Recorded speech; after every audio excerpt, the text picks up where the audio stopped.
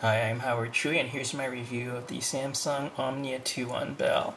Now, I reviewed the Omnia i910 a while back, and while it wasn't horrible, it was pretty underwhelming. Luckily, Samsung just released the Omnia 2, which is an improvement in most areas. Let's take a look. First and most impressive is the Omnia 2's 3.7-inch active matrix OLED display. Indoors, it blows away any other phone's screen. OLED displays have much deeper blacks, which gives them more contrast, and also they have very good viewing angles.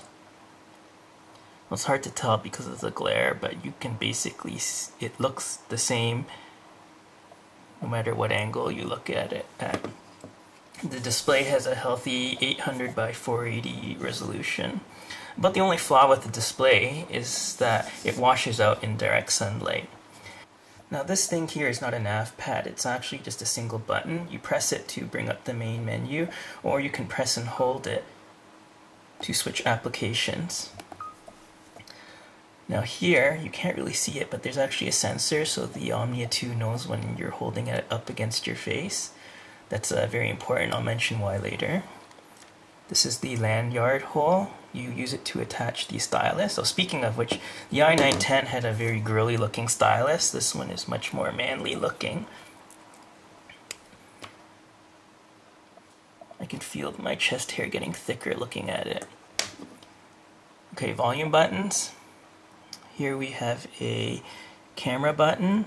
Sorry, this is the lock button. It locks the screen. Back button. And this is the camera button. Yep.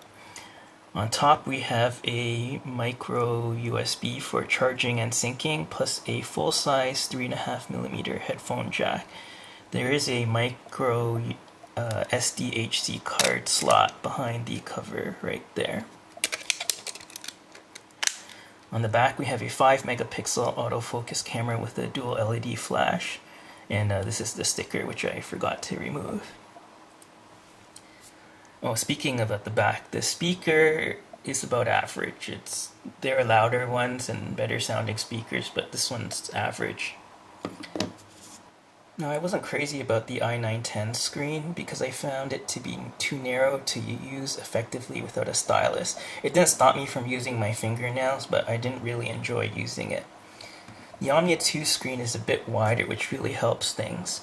While the screen is a resistive kind, it's easier to type with just your fingers. Let me show you. Yes, you can type like that.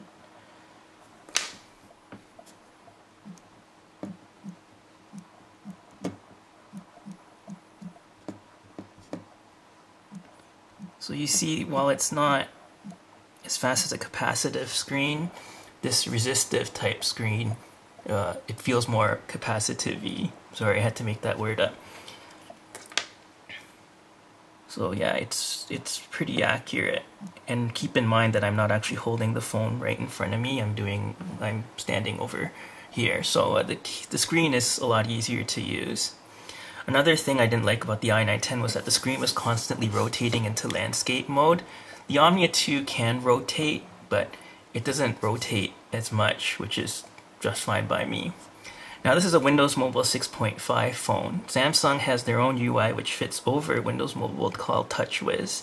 In this case it's version 2. So first off, let's check it out. Here's the home page. So you can switch. You actually have 3 different home pages. It's sort of like Android. Oh yeah, and when you interact with the touch screen, the phone vibrates, haptic feedback. So you have 3 home pages, and you can have these widgets that you can add to your home page. And so it gets kind of cluttered, so here's where having multiple home screens helps. You can put all your stuff onto the 3 home pages. Now, besides the widgets, TouchWiz also looks like this. So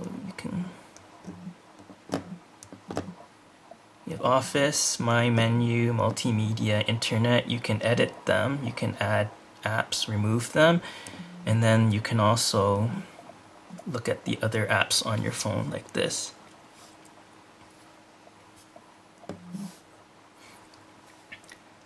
Now, Samsung has done a lot of customization. Besides the TouchWiz user interface and this menu, they have their own phone book, messaging client, media player, FM radio, camera app, alarm clock, memo, calendar. There's a DLNA client, business card scanner, right there.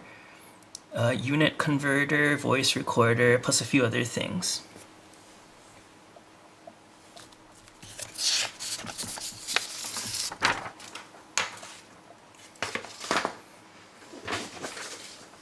Now, as far as coolness go, my two favorite Samsung apps are the DLNA application and the business card scanner. With the DLNA client, you can use your DLNA enabled device like a PlayStation 3, a TV, something like that, and browse the files on your phone wirelessly, provided it's connected to Wi-Fi and they're on the same network.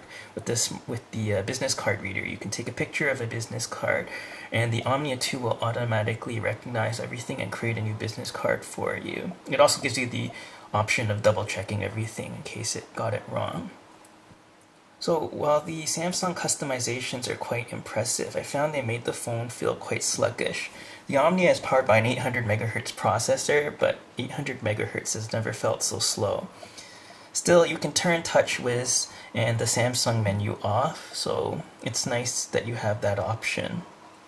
You can just turn it off, I think here, display, items on today, and you can just choose to use the Windows default. Now the camera is 5 megapixels. It has a lot of features such as manual ISO adjustment. Really, the only problem I had is that the camera flash tends to blow out subjects. See, check it out. You got ISO adjustment. It's actually the i9-10. I remember having an ISO 800 one, which actually was acceptable. This one goes up to 400, although I didn't really compare ISO 400 on this one and the 800. In either case, it's a pretty good camera with a flash that needs some work. Now, video mode is 720 by 480. That's basically DVD quality. You can use the flash to light up your video if you're taking it inside a dark room. Now, one area where I was really disappointed is the browser. Samsung includes Opera, which is very fully featured and very slow. Like I said before, 800 MHz has never felt so slow. The high-res screen makes pages look great, but it does make the browser feel slightly less finger-friendly. That said, you can always use the stylus, but remember the stylus sits on the outside of the phone. Now, one area where the Omnia 2 excels out of the box is that there's good support for for uploading your stuff to the web. So right out of the box, you have support for Facebook, Flickr, Friendster, MySpace, PhotoBucket, and Picasa. So it's a good place to start. As far as call handling goes, one complaint I had with the i9-10 was that the screen would automatically lock when you took a call and you had it to your face, because the Omnia i9-10 didn't have a sensor to sense when you're holding it up to your face. The Omnia 2 is much more intuitive in that it turns the screen off when you hold it to your face and turns it back on when you take it off your face, just like the iPhone. Now, both RF and sound quality are excellent. So anyways, what did I think of the Omnia? It certainly makes an amazing first impression. First and foremost, you have this large OLED display. Next, you have 16 gigs of storage that can be expanded up with another 32 via micro SDHC, and let's not forget about the 800 MHz processor. However, once you get past these features, you realize the Omnia 2 feels slightly sluggish to use. Well, I like TouchWiz and I like the Samsung customizations. They take a heavy toll on performance. Opera runs slowly to the point that I found it almost unintuitive to use. Anyways, I really have a lot of mixed feelings about the Omnia 2. I love the screen and I like the software, but overall the package just doesn't feel right. So I'm Howard Choi, and that's my Omnia 2 review. Thanks for watching.